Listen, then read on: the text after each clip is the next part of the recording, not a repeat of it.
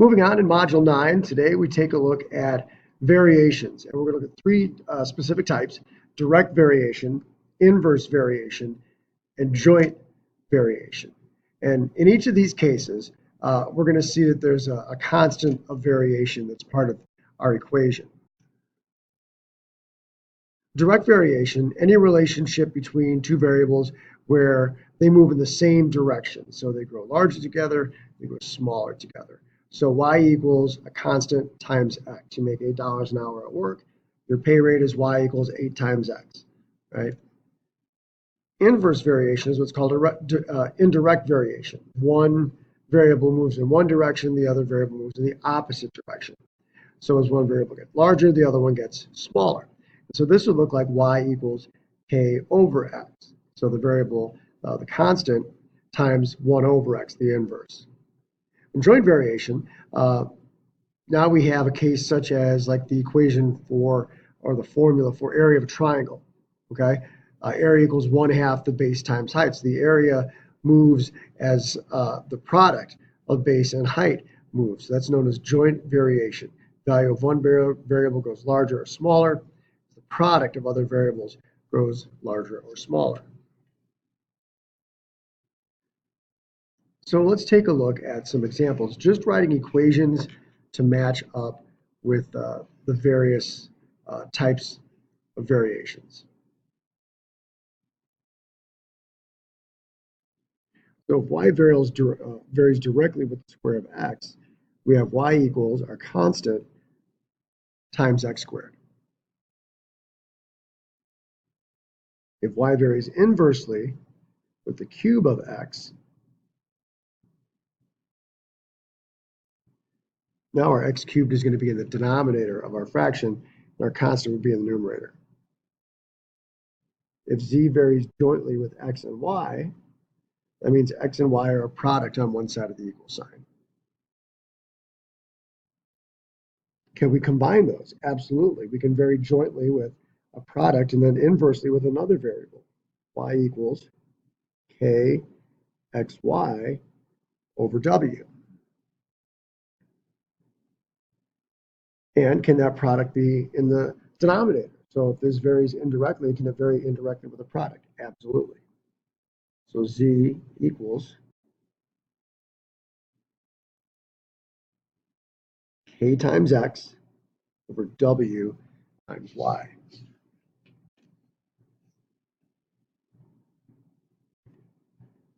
So the next step is we're given a relationship. We write an equation that models that relationship, and then we can substitute in some values and start to solve some problems using direct, inverse, and combined or joint variations. So in our first example, z varies jointly with x and y. And we're given values of 7 for x and 2 for y, and that z is 28. Then we're given two new variables for x and y and asked to find z again. Well, what's the point of giving us all these variables? We use these to find the constant of variation, k. Then we can put that back in and figure out what z is. So if z varies jointly with x and y, we have z equals kxy. Now we start plugging in some values. Z is 28. X is 7. Y is 2. 7 times 2 is 14. So quickly solving for k, we find that our constant of variation is 2. Now, it asks us to find z when x is 6 and y is 4. So let's write that equation. Our constant of variation is 2.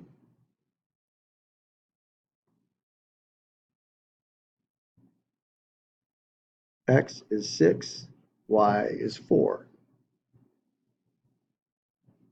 So when we substitute in all those values, we find out that z equals 48.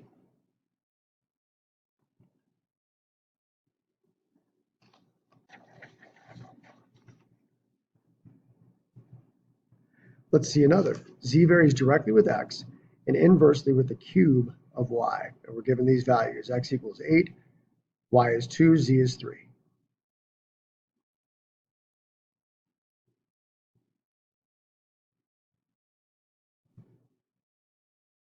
So varying directly with x, that means k times x is my numerator, inversely with the cube of y. So here we go. X is 8.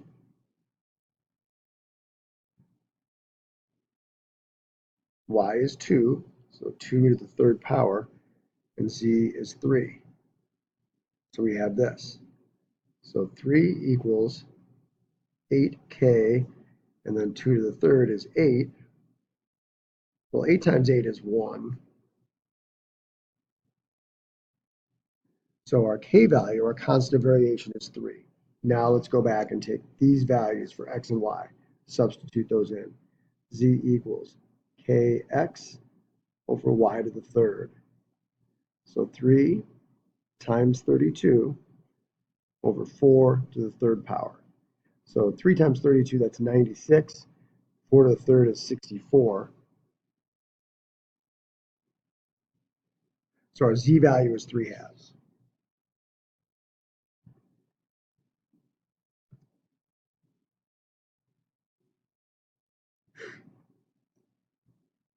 Couple more. Z varies directly as the square of y and inversely as x. So z directly with y squared, and then times our k value, inversely as x. So let's go. X is 2, y is 4. And we're told that z is 16. So let's simplify. 4 squared, that is 16, times k over 2.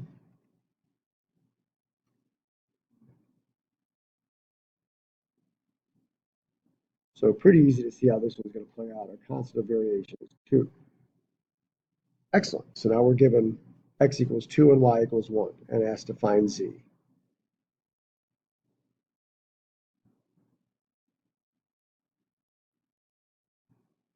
So substituting in y squared, y is 1, so 1 squared. Constant of variation k is 2, x is 2. So our z value then is equal to 1.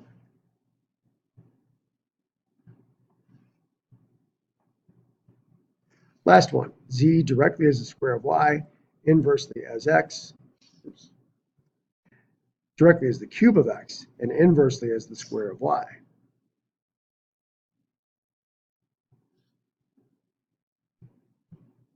So directly is the cube of x, that's x to the third, times k. Inversely to the square of y, that's y squared. So x and y are both 2, and z is 40.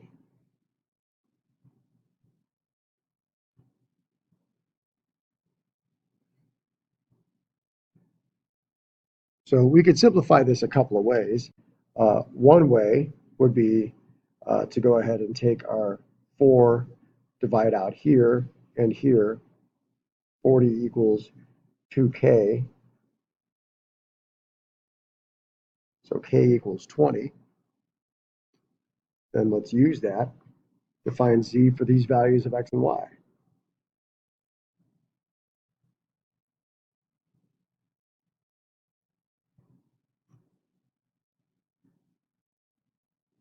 So x to the third, that's 2 to the third times our k value, 20.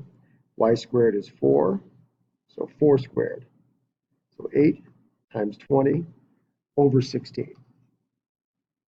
So 8 times 20, that's going to be 160 over 16. That gives us a value of 10 for z. So this is writing equations and solving equations using the various types of variation.